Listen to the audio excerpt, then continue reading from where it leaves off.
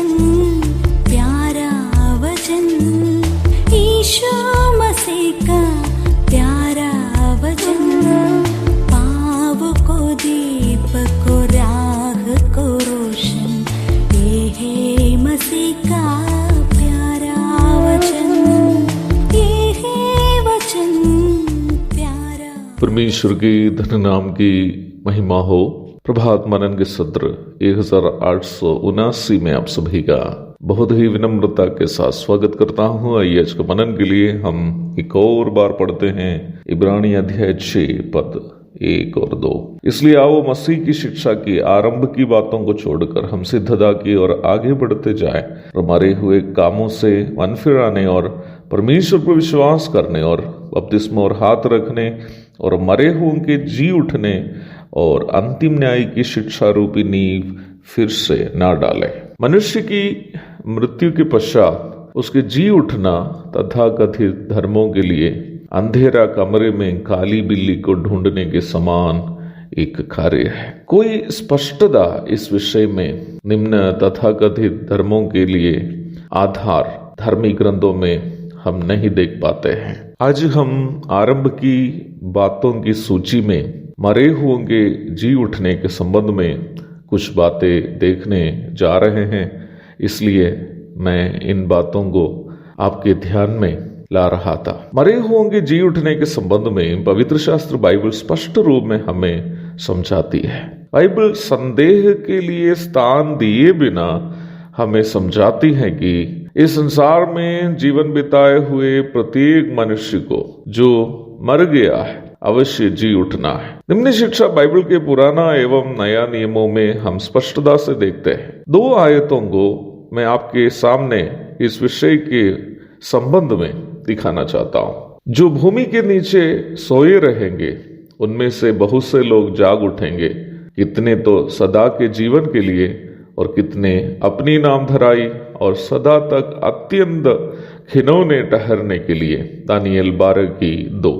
अब इस विषय में यीशु मसीह के प्रस्ताव को हम नया नियम से देखेंगे। मैं तुमसे सच सच कहता हूं, वह समय आता है और अब है जिसमें मृतक परमेश्वर के पुत्र का शब्द सुनेंगे और जो सुनेंगे वे जिएंगे।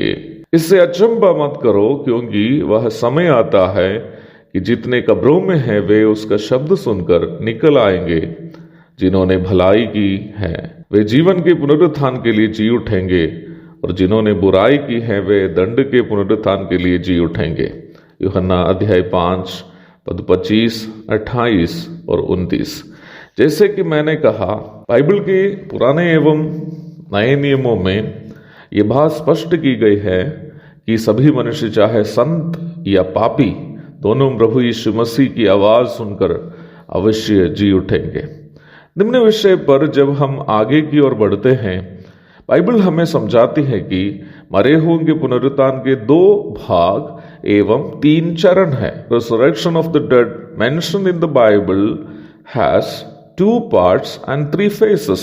पहले हम देखेंगे कि पुनरुत्थान के 2 भाग कौन कौन है। पुनरुत्थान के प्रथम भाग को हम पहला पुनरुत्थान अथवा फर्स्ट रिजरेक्शन के नाम में वचन में देखते हैं। प्रकाशित वाक्य अध्याय 20 पद 1।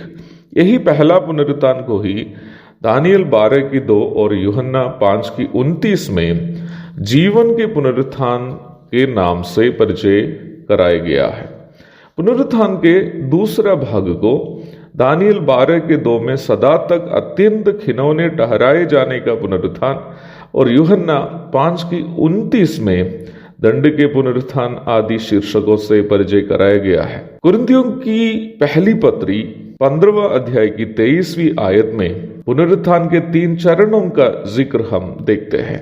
वहां हम देखते हैं पहला चरण में प्रभु यीशु मसीह का पुनरुत्थान हुआ है और दूसरे चरण में मसीह के लोग पुनरुत्थान प्राप्त करेंगे और तीसरा चरण में अन्य सभी पापी और अधर्मी। प्रभु दया करे, इस विषय का अधिक अध्ययन हम कल जारी रखेंगे। तब तक के लिए आपसे विदा हो जाता हूँ। प्रभु आप सबको आशीष दे।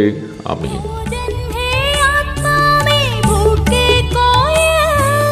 पानी है आत्मा में प्यासे कोई